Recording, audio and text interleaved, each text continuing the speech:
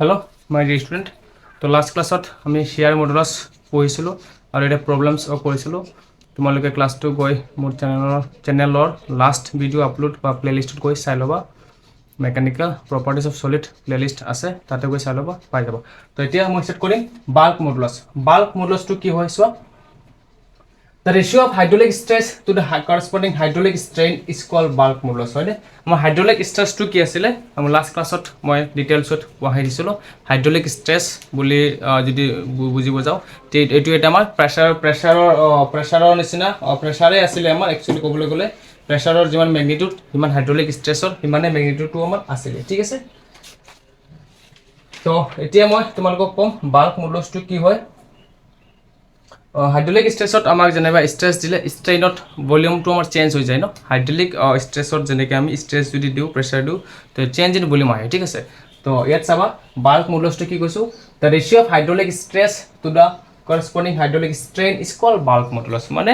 Hydraulic stress আৰু hydraulic ষ্ট্ৰেইনৰ ratio' বা অনুপাতক আমি কি কৈছোঁ বাল্ক মডুলাছ বুলি কৈছোঁ। চ' ইয়াত ফৰ্মুলা এটা লিখি দিছোঁ চোৱা। It is denoted by beta বুলি ক'ম, ডিনোটেড বাই বিটা বুলি কোৱা হৈছে। বাল্ক মডুলাছ বুলি বি বুলি কৈছে, নট বিটা, বি চিম্বলটো বি দিছে। তো B equal to minus P by del V by P. চোৱা এটা মাইনাছ এটা আহিছে আমাৰ, হয় মাইনাছ এটা আহিছে, তোমাক বুজাই দিছোঁ চোৱা। যেতিয়া এইটো এটা ছাপ'জ এইটো এটা আমাৰ স্ফিয়াৰ হয়। তো এই স্ফিয়াৰত যেতিয়া তুমি চাবা বাহিৰৰ পৰা আমি যেতিয়া কি দিছোঁ প্ৰেছাৰ দিছোঁ, কি দিছোঁ মই বাহিৰৰ পৰা প্ৰেছাৰ দিছোঁ। বাহিৰৰ পৰা প্ৰেছাৰ দিয়াৰ লগে লগে তুমি দেখা পাবা স্যাৰ এইটো ভলিউমটো চেঞ্জ হৈ গ'ল without any change in geometrical shape, হয়নে। জামেট্ৰিকেল শ্বেপত চেঞ্জ নোহোৱাকৈ ভলিউমটো আমাৰ চেঞ্জ হৈছেনে। জামেট্ৰিকেল শ্বেপত আমাৰ চেঞ্জ নোহোৱাকৈ ভলিউমত আমাৰ চেঞ্জ হৈছে, ইয়াকে আমি ক'ম বাল্ক মডুলাছ বুলি ক'ম, ঠিক আছে। বাল্ক মডুলাছ বুলি কৈছোঁ কাৰণ এই hydraulic stress to the hydraulic strain. Hydraulic stress কি আছিলে the restoring force per unit area, okay. Restoring force per unit area যেতিয়া আমি প্ৰেছাৰ এপ্লাই কৰিছিলোঁ সেইটো হৈছিলে আমাৰ হাইড্ৰলিক ষ্ট্ৰেছ। আৰু যোনটো আমাৰ চেঞ্জ হৈছিলে অৰিজিনেল চেঞ্জৰ পৰা সেইটো মই ভলিউম ষ্ট্ৰেইন বুলি কৈছিলোঁ। Change in volume to the original volume সেইটো হৈছিলে আমাৰ হাইড্ৰলিক ষ্ট্ৰেইন, অ'কে। তো সেইটোৱে হাইড্ৰলিক ষ্ট্ৰেছ আৰু হাইড্ৰলিক ষ্ট্ৰেইনৰ অনুপাতক মই কি কৈছোঁ আমি কি ক'ম বাল্ক মডুলাছ বুলি ক'ম। তো চোৱা নেগেটিভ চাইনে কি বুজাই আছে যে প্ৰেছাৰ ইনক্ৰিজ হোৱাৰ লগে লগে প্ৰেছাৰ দিয়াৰ লগে লগে ভলিউম চেঞ্জ হৈছে, ভলিউম ডিক্ৰিজ হৈছে। প্ৰেছাৰ দিয়াৰ লগে লগে প্ৰেছাৰ এপ্লাই কৰাৰ লগে লগে ভলিউমত এটা চেঞ্জ ইন ভলিউম আহিছে, that is called minus del V, change in volume. চোৱা অৰিজিনেল ভলিউমটো আমাৰ কি আছিলে ব্লেক লাইন, মানে আৰু যোনটো চেঞ্জ হৈছে volume dot dot dot dot এইটো মই ব্লু মাৰ্কাৰ দি বুজাইছোঁ ব্লু ইংক লগত, ঠিক আছে। তো এইটো হৈছে আমাৰ ডিক্ৰিজ ইন ভলিউম। অৰিজিনেল ভলিউমৰ পৰা কিমানখিনি ভলিউম ডিক্ৰিজ হৈছে সেইটো হৈছিল আমাৰ ভলিউম ষ্ট্ৰেইন বা হাইড্ৰলিক ষ্ট্ৰেইন বুলি কৈছোঁ, ঠিক আছে। তো ইয়াৰ অনুপাতক মই কি ক'ম, তাৰ অনুপাতক কি কোৱা হৈছে আমাক বাল্ক মডুলাছ বুলি কোৱা হৈছে। সেইটো কাৰণে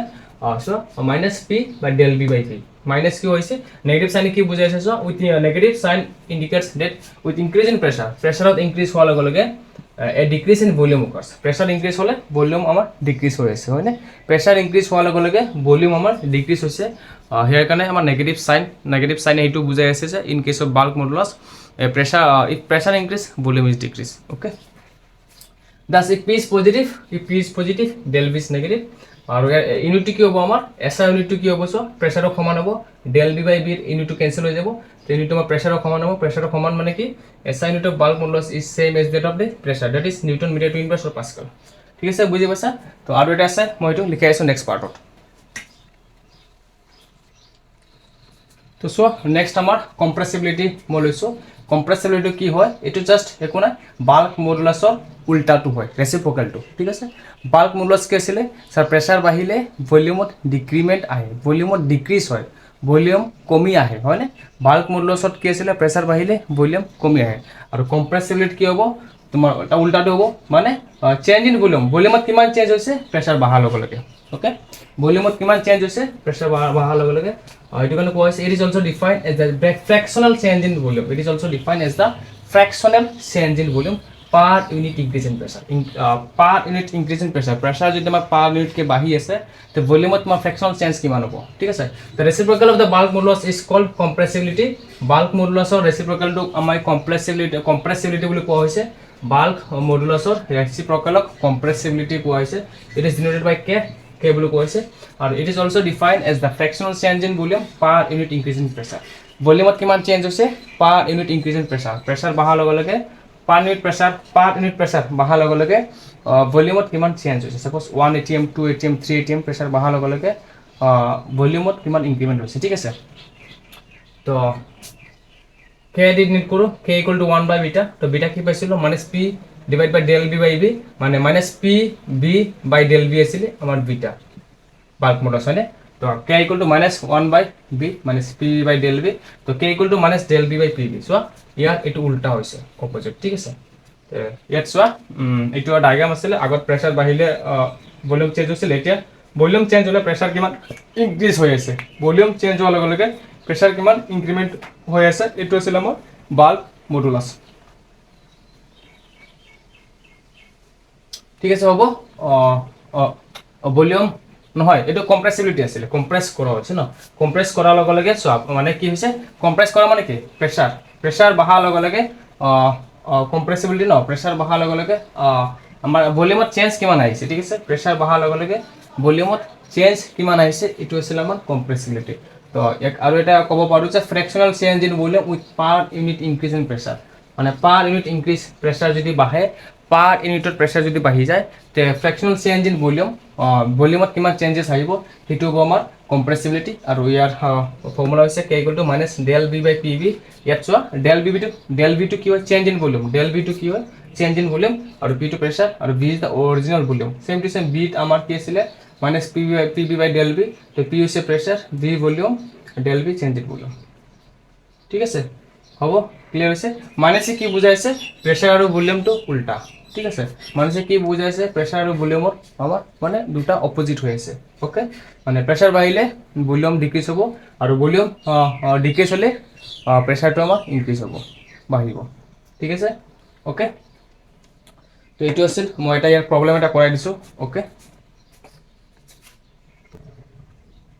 তো সো এটা কোৱেশ্চন লৈছো মই question to hoise the average depth of Indian Ocean is about 3000 meter ঠিক আছে এটা ইন্ডিয়ান ওশনৰ average depth কিমান হ'ব suppose এটো এটা ইন্ডিয়ান ওশন হয়নে এটো এটা ইন্ডিয়ান ওশন average depth টো কিমান 3000 meter average depth of Indian Ocean কিমান 3000 meter ঠিক আছে আৰু মই কৈছে calculate the fractional compression del v by b উলাব লাগে of water at the bottom of the ocean given that the bulk modulus of water is ইমান তো আমাৰ কিমান দিছে h height কব পাৰো 3000 মিটাৰ আৰু bulk modulus আমাৰ দিছে 2.2 into 10 to the power 9 newton metre cube ঠিক আছে হ'ব তো আমি ফাৰ্স্ট প্ৰেছাৰ উলাব লাগিব তো প্ৰেছাৰ আমি এটা ফৰ্মুলা জানো প্ৰেছাৰ h rho g ঠিক আছে প্ৰেছাৰ h rho g যত h এটা আমাৰ কি হয় height of the ocean water level rho is the density of the water and g 10 meter per second square তো height কিমান দিছে 3000 density 3000 meter লম 3000 meter আর density কিমান লম 1000 density কিমান লম আমি 1000 kg per meter cube লম আর g আমার 10 meter per second square g আমার 10 meter per second square তো প্রেসার কি পাম সো কিমান হ'ব তিনটা ছটা সাতটা 3 into 10 to the power 7 at কি আহিছে কেজি আহিব আৰু মিটাৰ এটা দুটা তিনটা ন মিটাৰ ইনভাৰ্স সেকেন্ড টু ইনভাৰ্স ঠিক আছে কেজি মিটাৰ ইনভাৰ্স সেকেন্ড টু ইনভাৰ্স আহিব ঠিক আছে তো আমি ইয়াত লিখিব পাৰো 3 into 10 to the power 7 ঠিক আছে তে ফোর্স আমার কি আছে F = ma তো ma মানে kg metre second to inverse আসলে আমার কি ফোৰ্সৰ এটা আছিল 1 নিউটন ন মানে ফোৰ্স মানে নিউটনৰ 1 নিউটন ইনটু কি আছিল আমাৰ কেজি মিটাৰ সেকেন্ড টু ইনভাৰ্স ঠিক আছে তো এটা চোৱা মই কি কৰিম অকমান চাবা মই নিউটনটো অকমান মিলাব লাগিব নিউটনটো মই ইউনিটটো মিলাব লাগিব ইয়াত কি আছে আমাৰ চোৱা কেজি মিটাৰ ইনভাৰ্স হয়নে মই ইয়াক এনেকে বনাও kg metre second to inverse বনাই দিছো তো এটো আছে এইটো আছে তো মই চেঞ্জ কত মিটাৰ -1 আছে ইয়াত মিটাৰ দিছো মানে ইয়াত মিটাৰ -2 দি এটা পূৰণ কৰিব লাগিব ঠিক আছে তেতিয়া 1 - 2 -1 মানে কেজি মিটাৰ ইনভাৰ্স সেকেন্ড টু ইনভাৰ্স আমাৰ অৰিজিনাল ইউনিট আমাৰ আহি গ'ল তো ইয়াক আমি কি কম নিউটন বুলি কম তো কিমান আহিব 3 × 10⁷ newton metre two inverse newton metre two inverse আহি যাব আমাৰ প্ৰেসাৰ কাৰণ প্ৰেসাৰৰ ইউনিটটো আমাৰ ইমানে আছে মানে দেখা পাইছে নে প্ৰেসাৰৰ ইউনিট আমাৰ নিউটন মিটাৰ টু ইনভাৰ্স আছে ঠিক আছে বুজি পাইছা মই কি কৰিছো H দি আছে B দি আছে তো আমি পিছত প্ৰেসাৰ ওলাব লাগিব প্ৰেসাৰ বাৰ্ক মডুলাছ ফৰ্মুলা কি আছিল P/del V/B আছে ন তো হেতু কাৰণে আমি ওলাব কি দিছে ওলাব দিছে আমাৰ ক্যালকুলেট ফ্ৰেকশনাল del V/B ওলাব লাগে কি ওলাব লাগে del V/B ওলাব লাগে ঠিক আছে তো প্ৰেসাৰ ওলাই দিলো প্ৰেসাৰৰ ফৰ্মুলা H rho is যত H height of the ocean rho is the density of the water 1000 kg/m³ বুলি কম per meter cube kg per meter cube কিমান ওয়াটার আছে 1000 kg আছে ঠিক আছে আর G is the gravitational value acceleration due to gravitation G দি আছে 10 মিটার পার সেকেন্ড স্কয়ার তো ক্যালকুলেট করা তিনটা জিরো 16টা এটা 0.5টা 10⁻7 লিখব পারো ইউনিট আছে কেজি এটা আছে তাৰপিছত আছে মিটাৰ এটা দুটা আৰু মানে তিনটা 2 মানে 3 মিটাৰ মানে 1 সেকেন্ড স্কয়াৰ তো আমি এতিয়া আমি জানো প্ৰেসাৰৰ ইউনিটটো কি নিউটন পাৰ মিটাৰ স্কয়াৰ তো নিউটনলৈ লৈ যাব লাগিব ইউনিটটো কি কৰিম চোৱা কেজি আৰু সেকেন্ড নিউটন ইউনিটটো কেনেকৈ উলিয়াম F = ma m মানে কেজি acceleration মানে মিটার পার সেকেন্ড স্কয়ার তো kg metre per second square তো 1 নিউটন আমি পাই গলো kg metre per second square তো ফোর্স মানে newton N 1 newton force into কি 1 নিউটন তো 80 ইউনিটক এইখিনি ইউনিটক মই এনেকৈ বনাম তো কেজি মিটাৰ সেকেন্ড ইনভাৰ্স টু ইনভাৰ্স লিখি দিলো আৰু ইয়াত এটা মিটাৰ 1 আছে তো অৰিজিনেলত আছে মিটাৰ -1 ইয়াত মিটাৰ -2 লগত মাল্টিপ্লাই কৰিব লাগিব তো 1 - 2 আমি -1 পাম তো কেনেকৈ কৰিছো অকমান বুজা m - 1 আছে তো m * m - 2 কৰিছো হৈছে নে m * m - 2 কৰিলে m - 1 পাবা নাই কাৰণ কেনেকৈ আহিব m 1 - 2 m - 1 পাইব ঠিক আছে বুজি পাইছা তো আমি প্ৰেসাৰ কিমান পাইছো 3 × 10⁷ নিউটন মিটাৰ টু ইনভাৰ্স এই KG metre second two inverse newton বনি গল আৰু মিটাৰ টু ইনভার্স জাগাত আছে ঠিক আছে হ'ব এতিয়া মই কি ওলাব লাগে del V/B তো ফৰ্মুলা আমি জানো B = কোশ্চেনটো ৰাখ কৰি দুইটা নালাগে আৰু তো B = P/del V/B ফৰ্মুলা আমি জানো ইয়াত ঠিক আছে P = ইয়াত তোমাৰ ম্যাগনিটিউডটো লৈছে কম্প্ৰেছন ঠিক আছে তো del V/B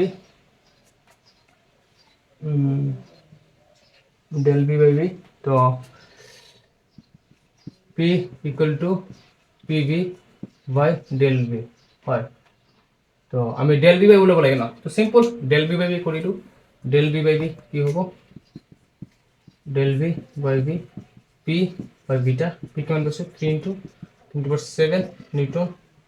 metre two inverse আর বিটা কিমান দিছে আমাক বাল্ক মডুলাস আমাক কিমান দিছে আমাক 2.2 × 10⁹ 2.2 × 10⁹ নিউটন মিটার টু ইনভার্স হয় তো ইউনিটটো ক্যান্সেল হৈ যাব তো আমি ক্যালকুলেশন করলে কিমান পাম এটো ক্যান্সেল হৈ গল 3/2.2 × 10⁻⁻2 তো 2.2 পয়েন্ট কাটলে 10 টা উপর যাব 10 এটা 30/22 × 10⁻2 তো 30/22 ডিভাইড করা তো তোমাক আইব অলমোস্ট 1.36 × 10⁻2 × 100% কৰি দিয়া 1.36 × 10⁻2 × 100% যদি কৰিলো মই কিমান আইব মানে আনসাৰটো 100% কৰিলো আমাৰ